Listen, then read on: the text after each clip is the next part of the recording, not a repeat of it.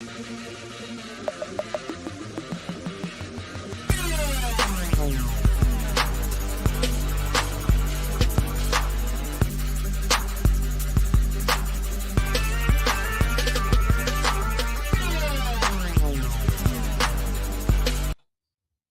everybody, Mike Guglielmi, Sons of a Pitch Soccer Podcast, here to bring you episode 179. Today's episode, we're going to be discussing MLS season preview, all things MLS, my picks, my predictions, everything about this season coming up.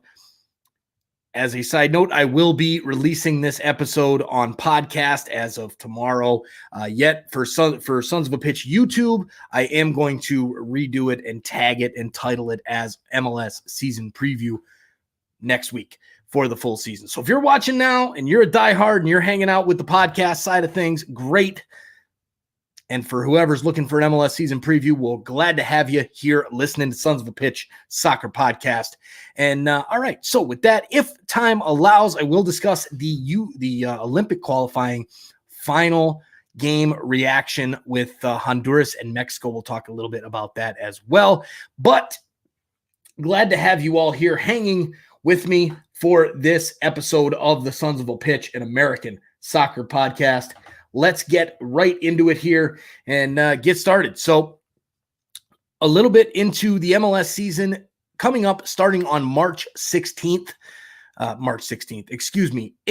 16th. I'm getting ahead of myself, behind myself, because it's weird. I was actually thinking about it today when I was putting together the show notes for this episode.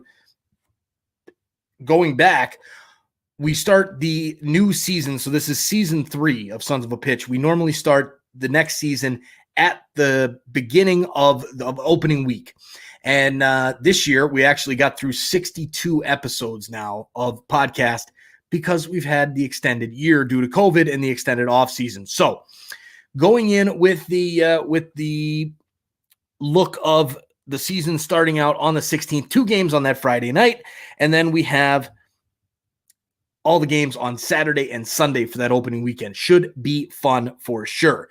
Now, some of the newcomers to watch this season for MLS, a lot of big names, and there's a trend with these names for the newcomers here for MLS. And with that being said, let's get into that list. So number 1 on the list is Brenner from FC Cincinnati. Young man was touted very highly by a lot of clubs in Europe, and now he is being looked at and signed by FC Cincinnati. And we've got Jay Jardim on. What's up, Mike? Round 2. How you doing, Jay? Glad to have you hanging out. Yes, round 2 it is. All right, so then we've got also on the list Alexander Pato, who is with Orlando City, was brought in by Orlando City. Definitely had a few offers on the table from Europe, but excited to see what Pato can bring to Orlando City, who's replacing Daryl Dike, although he may end up coming back and playing after his time is up with Barnsley, but I doubt it. So Alexander Pato, good pickup by Orlando City. Look out for him this season in MLS. Atlanta United brings in a couple highly touted South American kids, Lisandro Lopez and Santiago Sosa. Excited to see what they can do for Atlanta United this season. So those are 2 newcomers to watch in MLS. Also, brand new club, Austin FC, bringing in Cecilio Dominguez, designated player. Excited to watch him play as well. Remember watching him in his Club America days in the CONCACAF Champions League, which if you have not done so yet, go check out our CONCACAF Champions League 2021 preview and prediction show, talking all things CCL, and myself and Ryan Anderson. So shout out to Ryan Anderson as well on that one. Now, also Alexandru Matan with the Columbus Crew. He was expected to go to New York City and ended up with the Crew. So a big pickup there for the Crew. Excited to see what that young man will bring. Also, Rodrigo Pinheiro of Nashville SC. Excited to see what he does for Nashville and how Nashville will do this season. And again, make sure you stay tuned all the way to the end of this episode so that you can see my predictions of the teams that are going to make the playoffs. And then I'm going to give you my MLS Cup champion. tonight. My picks and predictions for the entire MLS season. Lastly on the list, Jose Carlos Van Rankin out of Portland. Excited to see this young guy come up from Chivas, Guadalajara, down in Mexico. I think he'll do big things for the Timbers. All right, so let's get into some of the awards here for this season, projected awards. It's fun to go back and see what these look like at the end of the season. And I'll tell you, my picks from last year, not very pretty. And either were Nick's. Unfortunately, miss you, Nick, not being here with us. But my picks for the awards as they go this season, starting out with the most valuable player, the Landon Donovan Most Valuable Player Award. My pick in this one is Joseph Martinez. I think Joseph Martinez is going to come back guns blazing for the Atlanta United. I expect a big season from Atlanta this year, and you'll see that later on in the episode as well with my picks and predictions. But you're going to see Atlanta doing really well this year, and Joseph Martinez is going to be a big part of that. Coming off that horrible injury last season, he's back. He has a lot of good young talent around him. I expect him to be the most valuable player at the end of this season. Now, moving to the Defender of the Year award. Defender of the Year, there's a couple players that I see. Obviously, you've got Walker Zimmerman, who won it last year. But looking at this list of this season and some of the defenders, I always like to look at the wingbacks. And for me, I think the wingback that's going to get this award is going to be Anton Tinnerholm of New York City FC. Ever since he came to NYCFC, he has set the league on fire as probably one of the best wingbacks in the league, if not the best. And I expect him to win Defender of the Year this season for New York City and for the league to win Defender of the Year. Now, Goalkeeper of the Year, moving into that award. This one, the winner last year, Andre Blake. I picked Andre Blake to be the winner of that award last season, and how can you not pick him to do it again? Andre Blake, to me, is probably the best goalkeeper in MLS, hands down. I think Matt Turner comes close. I think there's a couple other good goalkeepers in MLS, but for me, it's Andre Blake, Goalkeeper of the Year. It's hard to repeat, but I picked him last season. It was the only one I think that I picked, and it picked correctly, so I'm going with him again, and that's that. So I'm going with Andre Blake as Goalkeeper of the Year. Now, to Coach of the Year. For me, you might think it's a little bit biased, a little bit of a homer pick, but I'm going with Chris Armas for Toronto FC. He's walking into a Toronto FC team that is not his team. He has not signed anybody since he came in. Ali Curtis and Chris Armas are working with the exact same team they had last season. A lot of talent, a very good team, but there is still a lot of room to grow. And I think Chris Armas will be able to transform TFC and win a lot of games and possibly do some work in the summer and have a very good season for TFC. So my pick for Coach of the Year is Chris Armas, head coach of Toronto FC. Now for the Golden Boot, this kind of swings back to the MVP race a little bit. Golden Boot with, I would assume, probably anywhere from around 22 to 25 goals. I see Joseph Martinez winning the Golden Boot this season with Atlanta United. He is my MVP pick, and I expect him to score tons of goals. If he's going to win MVP, he's going to have to score tons of goals, and I think he will, to be the Golden Boot winner for MLS. All right, so let's talk a little bit about a best 11. MLS best 11 for the 2021 season. I go with the formation of 3-4-3 because you never – in MLS, it's funny. Usually they'll do either a 3-4-3 or a 3-3-4 formation for the best 11. I'm going with the 3-4-3. It's a little bit more realistic, although I still think it should go the normal 4-4-2 or a 4-3-3 setup. But we'll go with the 3-4-3 just for fun. And for me, best 11 in MLS this season, the goalkeeper, obviously Andre Blake being my pick for Goalkeeper of the Year. Then on defense, I see the Defensive Player of the Year, Anton Tinnerholm, former Defensive Player of the Year, Walker Zimmerman, and Richie Larea of Toronto FC as being those three players that'll make the MLS best 11 for 2021. Now to the midfield, I've got reigning most valuable player, Alejandro Pozuelo, Jimmy Chara, Nico Ladero, and Ezekiel Barco. In the midfield, I really see Barco coming out. This is his season. You go back, check out the Atlanta United season preview that I did. You will see that I really expect big things out of Ezekiel Barco and Atlanta this season. Nico Ladero, how can you not have him on this list? The man is a beast and has been ever since he came over to the Sounders. Jimmy Chara is playing for a very good Portland Timbers team. I think if he stays healthy, he is best 11 quality. And Alejandro Pozuelo, enough said. The man assists, led the league in assists last year. He scores tons of goals. The man is unbelievable. And your reigning Landon Donovan MVP award winner. So that's my midfield for the best 11. Now for the forwards, the three forwards up there, I've got Joseph Martinez, obviously, as being my pick for the Golden Boot, as well as for MVP. So Joseph Martinez as well. I've got Carlos Vela as a forward there. And Brenner. I think newcomer Brenner is really going to have a big season for Cincinnati. Moving into that new stadium, the big unheralded signing of the season, I think Brenner does extremely, extremely well. Now for the, man, we got Rocky Does It All, says Yibby or Jimmy. Heck yeah. And Brother BKL, hey, Mike, let's talk about it. Amen, Brother BKL. Thanks for jumping on. And same to you, Rocky. Thanks for coming and hanging out here for episode 179 / MLS season preview. All right, now moving down to the projected playoffs.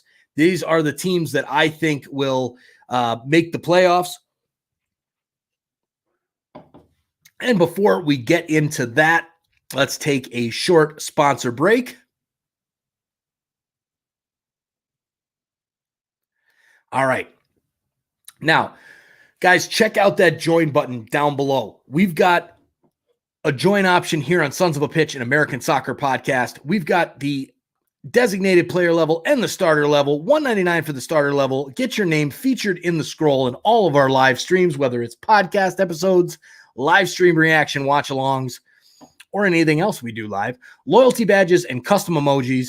And we've got, for the designated player level, all the starter perks that I just mentioned, plus members-only lives, discounted merchandise, and your name in the description. Join the best group of soccer fans in America right here on YouTube and help support Sons of a Pitch, an American soccer podcast. Speaking of one of those members, Daniel Young says, who do you think will qualify for this year's U.S. Open Cup or American FA according to Eurosnobs? So, Daniel, we'll talk about this one at the end of the show after the MLS picks and predictions and preview episode. So hang tight for that one. We also have Tio Luis on Facebook, says, go Fire. Glad to have you hanging out, Tio, on this late, normally not this late episode. All right, so back to the MLS preview. Projected playoff positioning. So I'm going to give you my breakdown for the East and the West, 1 through 7, on how I think they will shake out. So in the Eastern Conference, starting out at number 7, just barely getting into the playoffs, I see that spot going to the Philadelphia Union. Number 6, Orlando City SC gets into the playoffs. Oscar Pareja. I think if they still had Daryl Decane, it was a guarantee that he's coming back. I would put them a little bit higher, but Orlando City is a very good team in the East. Number 5, New York City FC. Number 4, New England Revolution. Number 3, Toronto FC. Number 2, the Columbus Crew. And number 1, Atlanta United. So that's how I've got the top 7 teams in the Eastern Conference making the playoffs. Just to recap, Atlanta, Columbus, Toronto, New England, New York City, Orlando City, and Philadelphia are my 7 playoff teams in the Eastern Conference. All right, now moving over to the Western Conference. Number 7, the LA Galaxy are going to get into the playoffs. I see Greg Vanney being able to turn things around for the Galaxy fairly quickly and at least get them into the playoffs. Do I expect them to do much in the playoffs? Absolutely not, but I think they will get there. Right in the 6th spot ahead of them is the Colorado Rapids. I really like Robin Fraser and that team. I think they have the potential to do some damage this year, and I think they will make the playoffs. Number 5, Minnesota United FC. Excited to see what Minnesota can do this season with a full season of Reynoso pulling the strings as the 10. Number 4, Sporting Kansas City. Number 3, LAFC. Number 2, Seattle Sounders. Seattle always, every year, they're in the playoffs. I don't expect them to miss. This year, they come in as the 2 seed in the Western Conference. Now, for the winner of the Western Conference, the number 1 seed, none other than the Portland Timbers. I really see Portland as a very strong team this season. A lot of depth, a lot of depth, and I think that will do very well for them in the Western Conference and taking the Western Conference crown in the regular season. So that takes us next to the Supporters Shield. So the winner of the most point total in MLS through the regular season, it can only be one of my 2 teams that I picked, either Portland out of the West or Atlanta out of the East. And for me, I see that going to Atlanta United. I think Atlanta United is going to bounce back in a big way this season. There's the one trophy that they have not won is the Supporters Shield. They've won MLS Cup. They've won US Open Cup. They've won some other championships as well. The Campeones Cup, if you want to qualify that as a championship. So I like Atlanta to get that Supporters Shield done this season with Gabriel Heinze. I know it's a new coach. It's a big-time prediction, but for some reason I've got a bad feeling about Atlanta. I say bad because I'm a TFC guy. But I think Atlanta is going to do really well this season. All right, we got Eric Saras on. How you doing, Eric? Thanks for jumping on. PTFC, glad to have you hanging out here. And Portland is going to do really well this year. So Portland or Atlanta for the Supporters Shield. I'm going Atlanta, and Portland will just have to take the number 1 seed in the West as consolation there.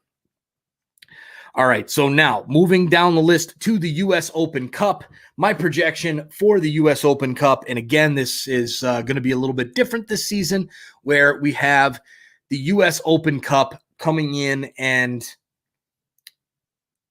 going to be the first 6 or 7 or 8 teams, I can't remember the exact number, that are in the lead in the standings in MLS points-wise, that are American-based teams, will qualify for the U.S. Open Cup. So this all could change if every team was in. My projection is Minnesota United to get it done.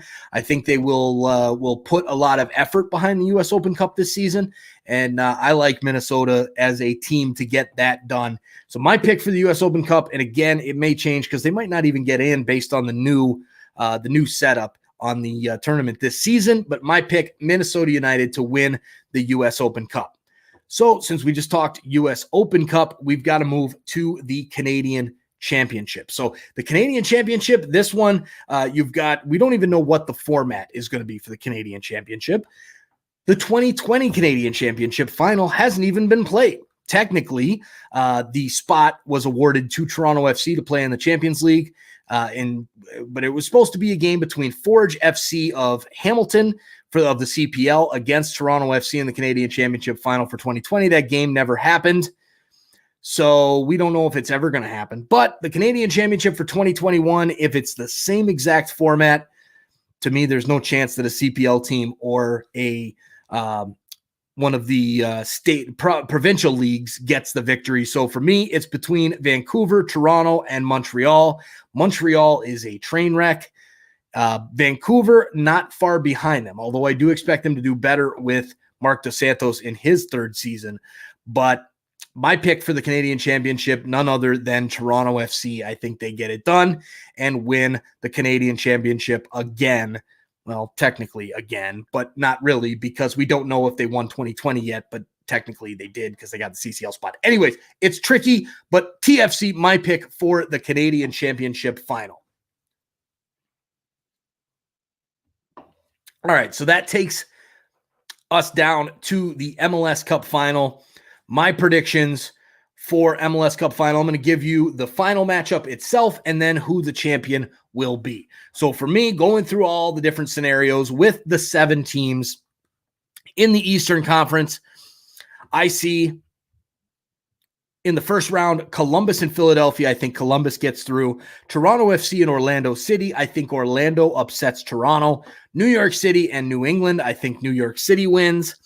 That would put a matchup of Orlando against Atlanta, and then New York City against Columbus. I think Columbus gets the victory, and I believe Orlando City will go on a bit of a run here and beat Atlanta in the playoffs. I think Atlanta will be gassed playing for that supporter shield, and Orlando City will face off against Columbus, with Orlando City winning and representing the Eastern Conference in MLS Cup final. Call me crazy. I just see the Lions doing well this season, their second season under Oscar Pareja. Now, in the Western Conference, Seattle Sounders against the Galaxy. I see the Sounders winning all day long. LAFC against Colorado. I see LAFC winning. Minnesota against Kansas City. I see Kansas City winning. So your top 4 seeds in the West will move on.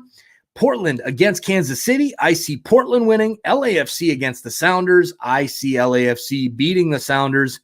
And for once in twice in the last 6 years, Seattle won't be representing the West. I know I'm crazy for picking against them, but I am. LAFC against Portland in the Western Conference Finals.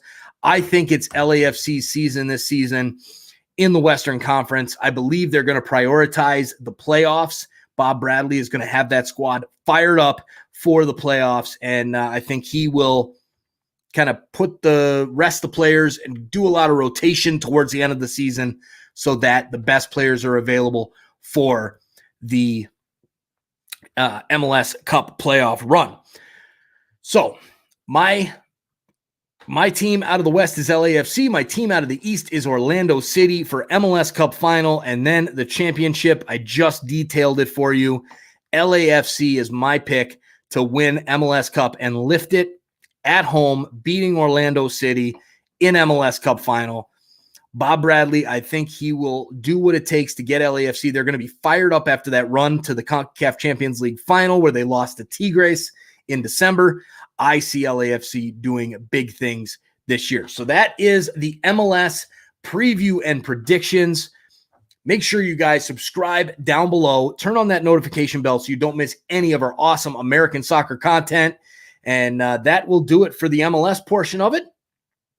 Now it's time to talk a little bit about a couple other things before we go on this short episode, because again, all these team previews coming out. So the podcast episode that I'm normally shooting for about 45 minutes, only going for about 30 today. And plus it's late. It's 11:41 Central Time right now.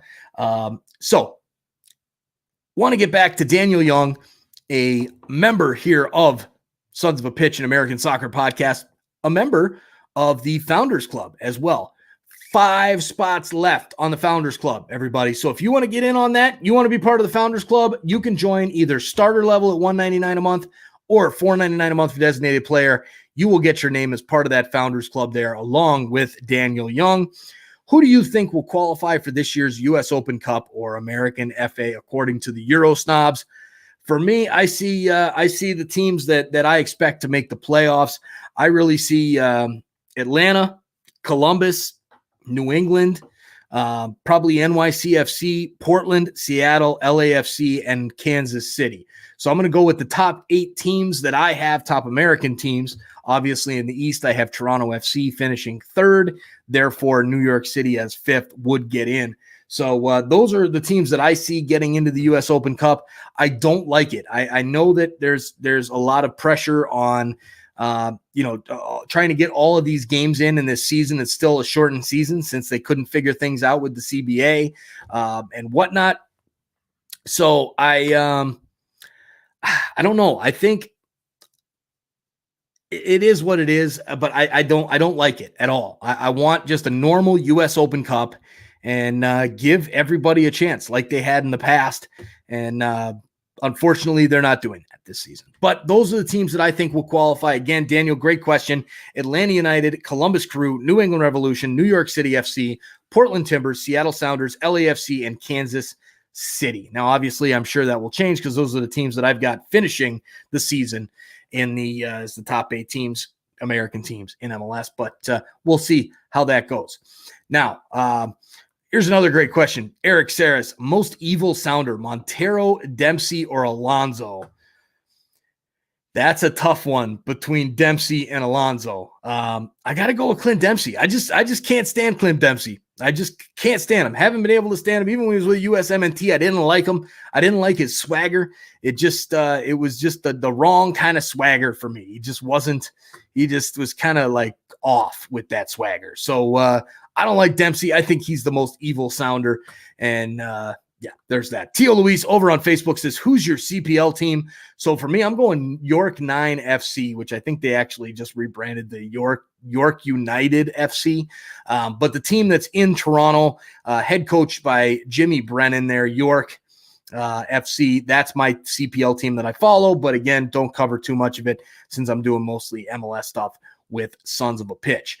All right, so lastly, want to talk a little bit about the final game between the Olympic qualifying tournament, CONCACAF Under-23 tournament. What a final we had between Mexico and Honduras. Wow, what a game that was. Turns out going to penalty kicks, which I think surprised a lot of people. I think a lot of people expected the Mexicans to walk away with it, just like I think a lot of people expected Honduras to lose to the United States. But they gave a hell of a game to Mexico. And yeah, so the final was Mexico ended up winning, which was expected. And a very, very good game into penalties and a great, great turnout there by the Mexicans with their shooting. They were on spot. They hit them all and get the win. So both of those teams qualified. That's the main picture for that tournament, because that tournament is what it's about for is qualifying for the Olympics. And both Mexico and Honduras got in. But when you're playing for a trophy, there is still a push to go hard and to win that trophy. And the Mexicans get it done. Great squad there. Uriel Antuna, very good player, as well as some of the other Vega. Very good team there for Mexico. And I'm excited to watch what Mexico can do with Honduras in the Olympics. I'm sure we will be watching that one closely once the Olympics roll down. All right, so brother BKL with a good one here. What's your predictions in Leagues Cup that's coming out in May? I don't know yet, because I don't know who is going to be playing in Leagues Cup for the Mexican sides. So as soon as I see that information, I will be able to come up with a better prediction for that. Unless it did get released and I just missed it. But as of right now, I believe it is just the 8 teams from MLS that have been released. So let me take a look here on see, they only have the MLS teams, New York City, Orlando City, Sporting Kansas City, and Seattle.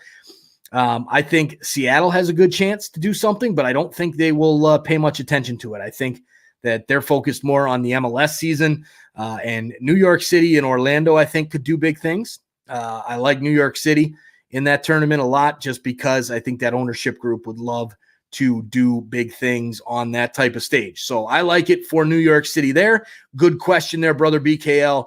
And lastly, before we wrap this episode up, let's do our weekly Liga MX recap here. Games on Friday, April 2nd. Puebla beats Mazatlan 3-1. Cruz Azul beats Juarez 1-0. On Saturday, April 3rd, Atlas 1-0 over Club Tijuana. Club America beats Necaxa 2-1. Monterrey over Atletico San Luis 2-0. Pumas, UNAM, and Pachuca tie 2-2 yesterday. Chivas and Santos, another draw 1-1.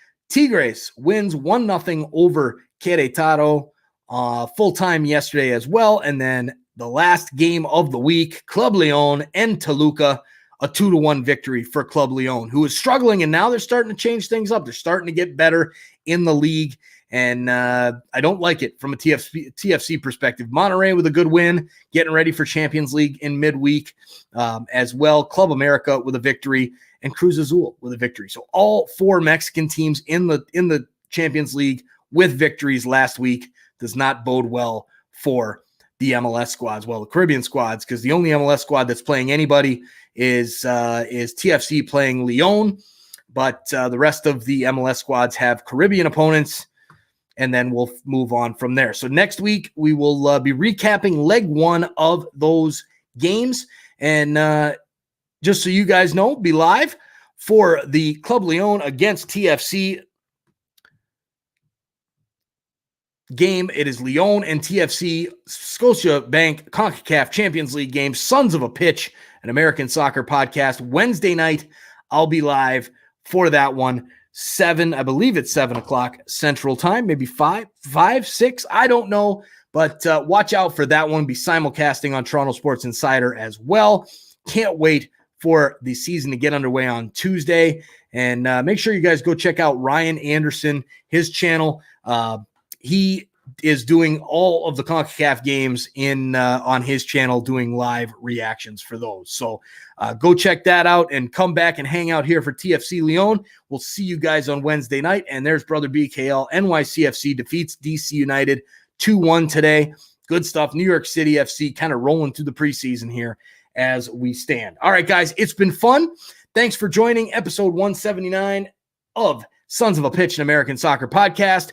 We will see you guys very soon, Wednesday night. Have a great evening or a great day whenever you're listening to it or rewatching it, and we will talk to y'all soon. Goodbye.